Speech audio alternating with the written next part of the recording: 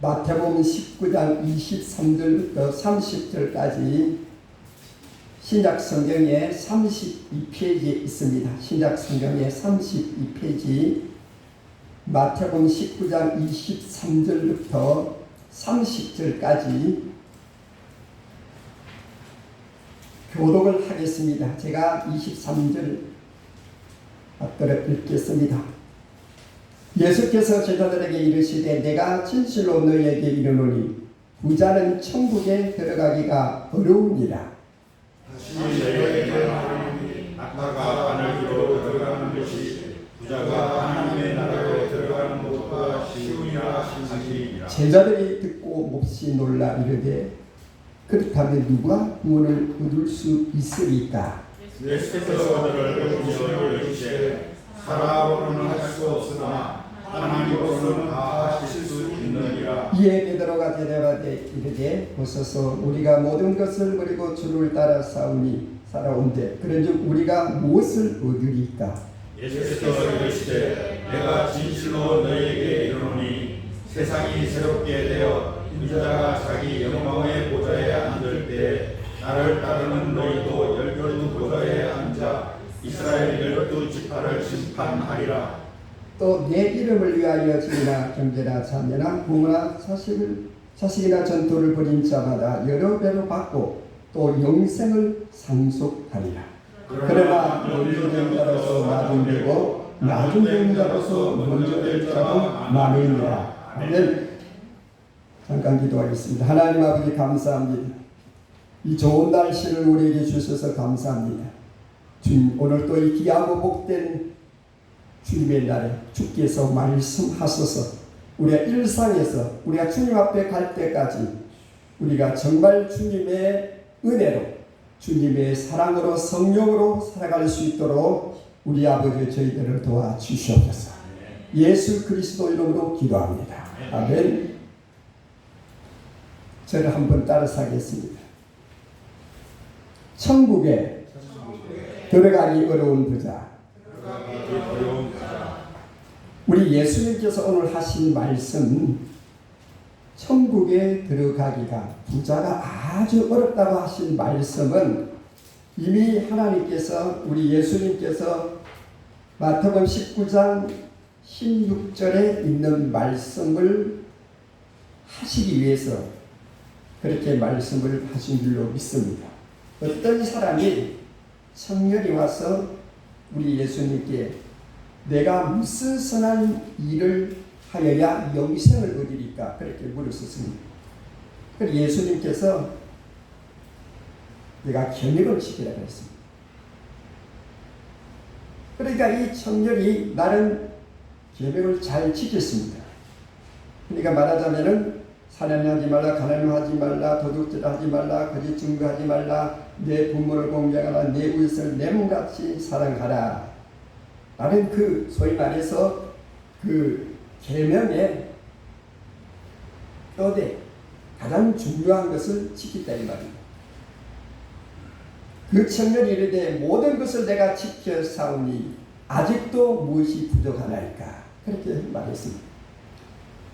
예수님께서 이르시되 내가 온전하고자 할진대 내 소유를 팔아 가난한 자들에게 주고 그리하면 하늘에서 보화가 내게 있으리라. 그리고 나를 따르라 그랬습니다. 그런데 이 말을 들은 청년이 재물이 많은 거로 이 말씀을 듣고 근심하며 가니라 그랬습니다. 떠났다는 겁니다. 그래서 오늘 우리 예수님께서 이 말씀을 하셨습니다. 부자가 천국에 들어가기가 어려웁니다 라는 말씀이죠. 어떤 책에 보니까 이런 글이 있었어요. 친구의 사업이 성공적일 때 마음이 흐뭇하고 아름다운 친구의 용모에 대하여 셈이 안 나면 그런 부자다. 남을 위하여 돈을 쓸 때 주저되거나 아까운 생각이 안 나면 그런 부자다. 그렇게 말했습니다.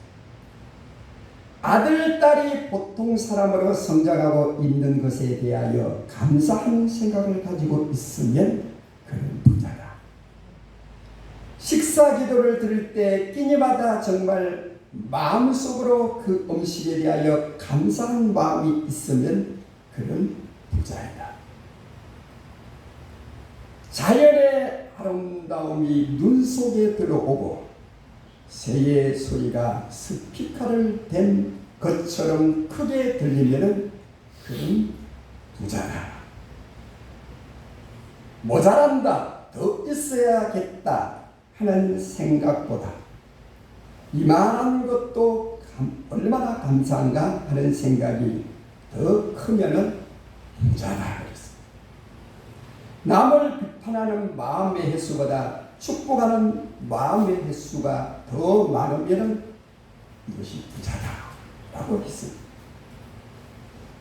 현재나 과거를 후회하고 한탄하는 생각보다 그 마음이 내일이라는 집에 살고 있으면 그런 부자다 그랬습니다. 가장 바쁠 때 하나님을 생각할 수 있다면 그런 부자다. 죽음에 대하여 곧 자기 생애의 청산에 대하여 자신감이 있으면 그는 부자다. 여러분 앞으로 부자가 될 줄로 믿습니다. 그런데 천국에 가는 부자가 되어야 합니다. 천국에 가지 못하면 누가복음 16장 천국에 못 들어가는 부자는 가난한 나사로보다 더 불쌍한 부자였습니다. 그렇기 때문에 천국은 가야 되는 겁니다. 여러분, 천국 마귀의 계절, 하늘은 높고 말이 살찌는 이 계절에 오늘 우리는 정말 귀한 문제, 정말 중요한 문제에 대해서 우리가 생각하고 아름다운 이 가을, 여러분 얼마나 아름답습니까? 하늘이 높고 청청하고 오곡백화가 무르익는 이 아름다운 계절에 우리는 생각해야 합니다. 천국이라는 것은 행복을 말하는 것, 최상의 행복, 완벽한 행복을 말하는 거죠. 거기는 더함도 없이 영원한 생명과 희락과 환희와 기쁨이 소위 말해서 천국을 말하는 거예요. 부자가 천국에 들어가기 어려운 이유는 뭐냐? 부가 행복이라고 생각하면서 사는 것. 재물이 행복의 척도가 된다고 얘기하는 사람은 여러분 천국에 들어가기가 대단히 어렵습니다. 안 된다는 게 아닙니다. 어렵다 그랬습니다. 누가복음 12장 16절 21절에 풍년이 들었습니다. 어떤 사람이 풍년이 들어서 부자는 더 큰 창고를 짓고 물을 쌌습니다. 그가 말했습니다. 창고도 크게 짓고 보물도 많고 그럼 배가 안 부르나요? 배가 부르지. 그래서 이 부자가 말합니다. 내 영혼아 여러 쓸 부를 쌓아 보물을 쌓는다. 편히 쉬고 먹고 마시고 놀자. 그렇게 말했습니다. 하나님께서 밤에 나타나서 말합니다. 어리석은 부자야. 내 영혼을 도로 찾으면 내가 쌓은 부는 유익이 되겠느냐. 라는 말씀입니다. 그렇게 많은 부를 쌓아놓았지만 영혼이 없으면 죽으면 그 부는 살 것이 아닙니다. 부의 가치를 영혼의 가치보다 더 중요하게 여기지 말라는 게 아닙니까? 부의 가치를 영혼의 가치보다 더 중요하게 여기면 어떻게 됩니까? 그 부는 말쩍 거예요. 오늘날 부가 행복이라는 사람들의 가치, 이 가치관이 하늘을 찌르고 있습니다. 여기에 반론하는 사람은 있습니다. 그런 사람은 매장이 되는 시대 아닙니까? 요한복음 1장 12절에 영접하는 자 곧 그 이름을 믿는 자에게는 하나님의 자녀가 되는 인생을 주소서. 여러분, 하나님의 자녀가 되는 것이 이게 과히 영광이요, 축복이요, 성이요, 성공 아닙니까? 하나님의 자녀가 안 된 사람은 말하자면 그건 실패 아닙니까? 그건 정말 잘못한 아닙니까? 재물이 행복의 근원이라고 굳게 믿는 사람이 예수님을 진실로 영접할 수 있습니까? 바로 그 말입니다. 재물이 행복일 수 있습니다. 그러나 행복의 근원이 될 수가 없습니다. 그런 사람이 어떻게 예수를 영접할 수 있습니까? 예수를 영접한다는 거, 예수를 따라가는 거 아닙니까? 따라가는 거. 잠언 11장 28절 자기의 재물을 의지하는 자는 패망하려니와. 잠언 11장 28절에 자기의 재물을 의지하는 자는 패망하려니와 의인은 푸른 잎사귀 같아서 번성하리라 그랬습니다.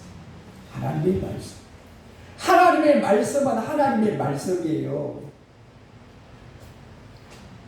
예수님 말씀에 마음이 가라는 자가 천국이라는 말씀은 같은 맥락 아닙니까? 이 말씀의 의미는 진실한 사람, 마음이 고든 사람, 세상 것에 너무 탐닉하지 않는 사람이 천국입니다. 행복은 천국이고 천국은 행복 아닙니까? 누가 행복, 누가 천국, 재물이 행복의 척도 일 수도 있습니다. 그러나 예수님의 말씀은 다르다 이 말. 창조주께서 하신 말씀이 아닙니까? 여러분, 부자 나라 국민들이 다 행복합니까? 아니요. 오히려 가난하고 소박한 삶을 사는 민족이 행복지수가 높다고 많은 사람들이 그렇게 말하고 있습니다. 잠언 28장 11절에 부자는 자기를 지혜롭게 여기나 가난해도 명철한 자는 자기를 살피느니라 그랬습니다. 예수님의 말씀에 성도는 우선순위를 잘 정하고 살아야 합니다. 우선순위가 우리가 예수님의 그 소위 말해 예수 믿는 사람이 내가 우선순위가 뭐냐 이 말이에요. 내 삶의 여정의 우선순위가 뭐냐 그걸 의식하고 살아야 되는 거예요. 그냥 막 살면 안 돼요. 왜? 우리는 하나님의 걸작품이에요. 최고의 걸작품 아닙니까? 그래서 우선순위를 두고 살아야 되는데 우리 예수님께서 마태복음 6장 33절에 그 유명한 말씀, 이 말씀은 예수님이 산상수훈의 추억 같은 말씀의 결과라고 할 수가 있습니다. 너희는 먼저 하나님의 나라를 구하라. 하나님의 의를 구하라 했습니다. 하나님의 나라에 대한 가치를 가장 삶의 우선순위에 두라 이 말입니다. 그건 창조주 하나님이 하신 말씀이요. 누가 교수가 한 말도 아니고 왕이 한 말도 아니고 정쟁이 한 말도 아니고 누가 어디 한 말이 아니고 창조주 하나님이 하신 말씀입니다. 그리하면 하나님이 의식주를 준다. 모든 것을 주신다. 많은 사람들이 물질 명예를 더 주방해요. 하나님의 나라에 대한 관심보다 세상의 쾌락이나 향락이나 세상에 어떻게 쾌락을 즐기며 살까, 어떻게 편하게 한번 살아볼까 하는 모든 사람들의 소망이고 하나의 로망입니다. 그러나 예수 그리스도는 너희는 먼저, 우리 예수님께서 우리에게 의식주가 필요 없다고 하신 말씀이 아니에요. 부자를 싫어한 것도 아니에요. 정당하게 돈을 벌고 쓰고 하는 것을 원하는 겁니다. 싫어한 것도 아니에요. 우리 예수님은 누구를 두둔하고 누구를 미워하고 그런 사람들이 소위 그렇게 생각하는 그런 예수님이 아닙니다. 그럼 뭐냐? 우선순위를 잘 됩니다. 우선순위. 두가 행복이라고 두가 행복에 섰더라고 굳게 믿고 그렇게 살다가는 안 된다 이 말입니다. 그걸 말씀하는 게 아닙니까? 먼저 그 나라와 그 의를 구하라. 하나님의 나라, 그 좋은 완벽하고 절대로 좋은 그 나라를 먼저 구하라. 하나님의 의를 구하라.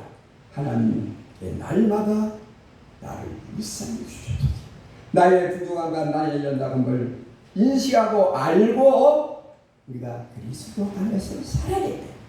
그러하면은 의식주를 내가 너희에게 하리라. 예수 그리스도를 믿고 의지하고 예수를 믿고 의지하고 예수 안에 살고 예수를 위해서 어떻게 살 것이냐라는 그런 어떤 가치관을 가지고 사는 사람이 여러분 헐벗고 굶주린 역사는 없습니다. 절대 없어요. 그래서 우리 예수님께서 우선순위로 너희는 먼저 그 나라와 그 의를 구하라. 그리하면 이 모든 것을 너희에게 더하시리라. 약속하죠. 창조주 하나님은 절대로 거짓말하지 않습니다. 그리고 천국에 들어가기 어려운 부자는 뭐냐? 부에 대한 염려와 부에 대한 집착. 어떤 노인이 자기 집에 있는 보물을 그러니까 구슬 아주 이게 귀한 보물을 도둑 맞을까 큰 근심 걱정이죠. 여러분 포개대에 돈이 그냥 수표 한 1억짜리 들어가 있어 보세요. 자꾸 소리 가는 거예요. 그 어쩔 수가 없어요. 이게 잘 안녕하신가. 그래서 이 부자가 이 보물을 어떻게 하냐. 날마다 그러지. 이게 이래서 하는 거다. 대나무 속구리에다가 아주 대나무 가볍거든. 그 속구리에다 그 보물을 딱 넣어가지고 멜빵을 해서 딱 방부시고 났어요. 그 왜 그랬냐? 무슨 난리가 나면 빨리 메고 토끼 뿌려야 되니까. 불이 나든지 진이 나면 매서 가벼워야 될 거 아닙니까? 그래서 메고 그냥 36개 나 그런 걸 생겼어요. 그런데 이 부자가 올장에 또 갔다 와서 밤에 보니까 뭐가 좀 휘해? 저거 어디 간 거? 도시가 가져가. 그 도시가 이거 얼마나 타면 또 몇 방 해야지. 그러니까 그냥 가지고 그냥 도망가버렸습니다. 마태복음 13장 22절에 가시떨기가 뿌려졌다는 것은 가시떨기 속에 뿌려진 씨앗은 말씀을 들으나 세상의 염려와 죄의 유혹에 말씀이 막혀 결실치 못합니다. 우리 예수님께서 이 씨 뿌린 자의 비유에서 가시떨기 밭에 뿌려진 씨앗은 난다. 그러나 열매를 맺지 못한다. 꽃은 피는데 열매가 없어. 왜? 우리 예수님께서 이 말씀을 하시면서 재물에 너무 염려가 많다. 재물에 대한 염려가 너무 많다. 그러면 믿음의 산이 무너지는 거예요. 재물 염려 때문에 꽃은 피는데 열매가 없는 과실나무와 같습니다. 여러분 귤나무에 꽃이 많이 피는데 열매가 없어졌어요. 어떻게 할 겁니까? 누가복음 19장에서 나오는 삭개오는 부자였습니다. 고독했습니다. 그래서 예수님을 만나고 싶어서 만났는데 주님께 말씀드립니다. 주여, 내가 너무 감사합니다. 다른 사람들이 나를 적대시하고 나를 정말 사랑하지 않는데 우리 주님이 나를 사랑하고 나의 집에 오셨으니 너무 감사합니다. 내 재산의 절반을 가라는 자들에게 주며 만일 누구를 속였다면 배로 갚겠습니다. 4배나 갚겠습니다. 그렇게 말했습니다. 이 행위는 그런 부자였지만 재물에 대한 염려가 없었습니다. 집착이 없었다는 거 아닙니까? 지나친 집착은 하나님의 뜻을 알 수가 없어요. 세상의 지나친 집착과 염려는 여러분 어떻게 하나님에 대한 감사와 감격과 믿음의 이런 역사가 일어날 수 있습니까? 세상의 지나친 염려와 재물에 대한 지나친 집착은 여러분 하나님의 말씀을 범할 수 있는 그런 것이 안 됩니까? 성도는 하나님의 뜻이 이루어지기를 기대하고 기도해야 합니다. 왜 기도하느냐? 우리의 있음으로 우리의 행동으로 안 되기 때문에 우리는 모두 이성적입니다. 그러나 세상에 너무 강한 집착은 나중에 이성을 잃어버립니다. 그러면 고장이 나지. 우리 사람은 이성적이지만은 세상의 것이나 이 세상의 것에 너무 집착을 하면은 이성을 잃어버립니다.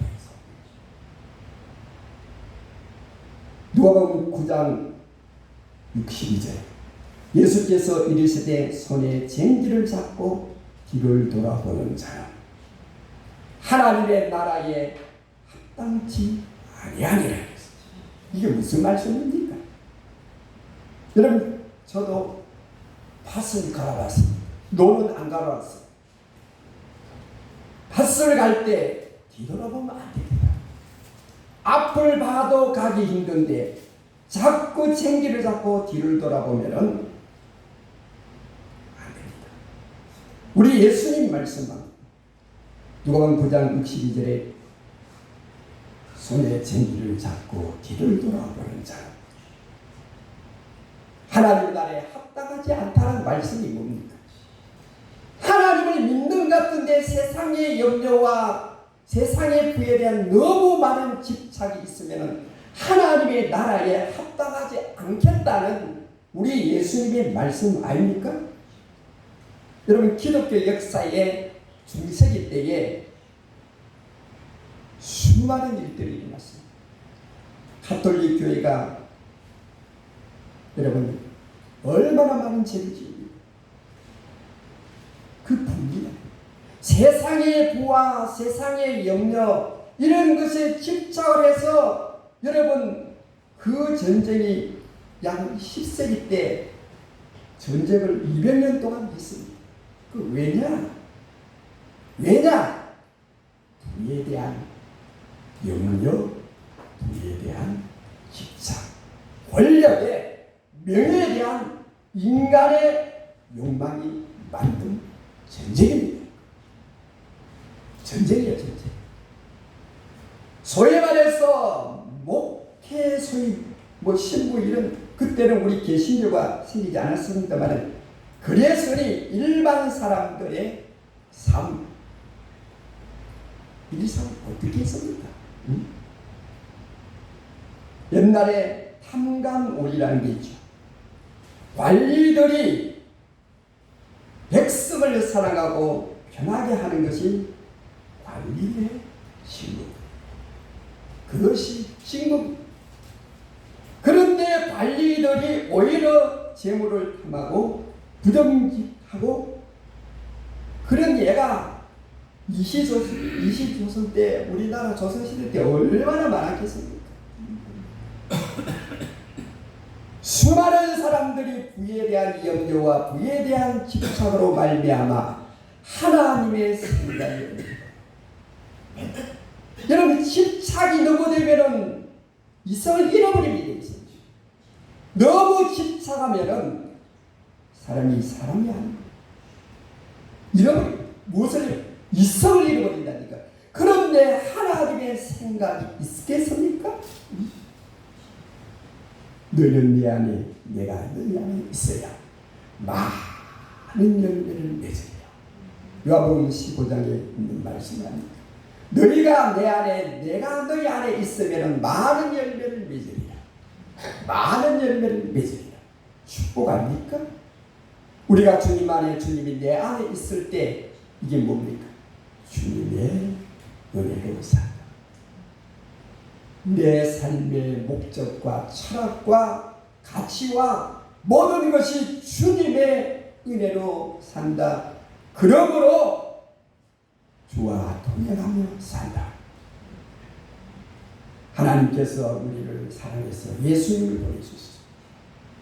예수님을 보내주셨단 말은 우리 하나님은 우리를 얼마나 사랑해서 예수님을 주기까지 하셨단 말입니다. 그런데 오늘 우리가 이 땅에 살아갈 동안에 우리 하나님께서 우리를 지켜주지 않고 우리 교회로 여러분 가정을 여러분 자녀들을 지켜주지 않겠습니까? 우리를 사랑해서 예수님을 주기까지 했는데 왜 우리의 이 땅에 살 동안에 우리 하나님께서 우리를 지켜주지 않겠다는 거지. 그렇지 않다고 우리 예수님 말씀하셨습니다. 그리고 천국에 들어가기 어려운 부자는 교만하고 거만한 부자예요. 교만이 뭡니까? 자기가 남보다 낫다는 지식, 명예, 지위, 외모 등 가문, 이것이 교만입니다. 잠언 14장 21절에 그의 이웃을 업신여기는 자는 죄를 범하는 자요 빈곤한 자를 불쌍히 여기는 자는 복이 있는 자다. 그래서 여러분, 부자가 가장 듣기 싫어하는 소리가 뭔 줄 아십니까? 가난한 자가 우는 것. 가난한 자가 우는 소리를 부자가 가장 듣기 싫어합니다. 왜 가난한 자가 울면은 아무래도 자기 부가 혹시 충날지 않을까 하는 염려지요. 사무엘하 17장 27절에 보면 다윗 왕이 자기 아들 압살롬이 소위 말해서 구테타를 일으켜서 기란을 갑니다. 왕이 아들이 구테타를 일으켜서 다윗 왕이 식구들하고 맨발로 울면서 피난을 가를 때에 이때 바르실레라는 사람이 있습니다. 이분이 몇 수레에 가득 먹을 것을 채고 가서 이 일행을 돕습니다. 자, 그리고 시간이 가서 다윗 왕이 압살롬의 반역을 평정하고 이제 왕궁으로 돌아갈 때에 바르실레가 다윗 왕을 맞이합니다. 다윗 왕이 너무나도 고맙고 감사하여 바르실레에게 보고 말합니다.